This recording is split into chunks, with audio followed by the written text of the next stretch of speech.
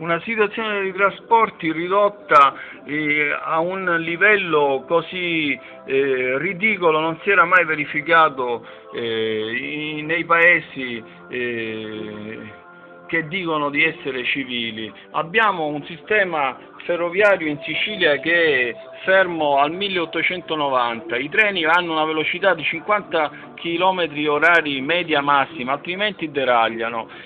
Città come Gela di 80.000 abitanti sono senza treno elettrificato e senza autostrada. La nuova autostrada che hanno inaugurato e che è stata aperta da pochi giorni, che arriva fino a Rosolini, è una specie di ottovolante delle montagne russe, non ha un livellamento tale da poter permettere una velocità autostradale, una cosa veramente incredibile.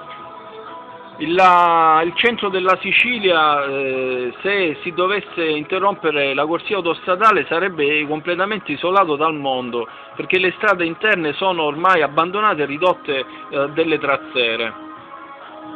I nostri aeroporti continuano ad essere rinviati, inaugurazioni e organizzazione di rifacimenti, mentre fra pochi mesi, fra l'anno prossimo, il Mediterraneo diventa il centro dell'economia di tutti i paesi che sono bagnati da questo mare, il mercato unico del Mediterraneo.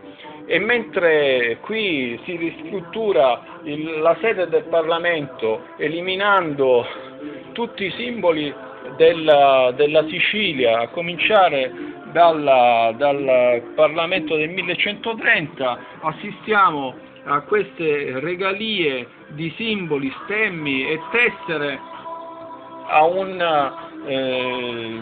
un signore che in Parlamento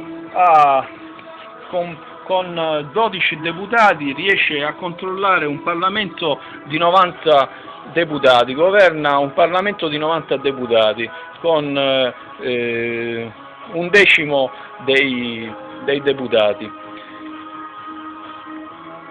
La Sicilia, per fortuna, non è quella che ci dipingono tutti i giorni in televisione. Finiremo per convincerci che quello che hanno fatto in questi anni è tutto fatto per il nostro bene.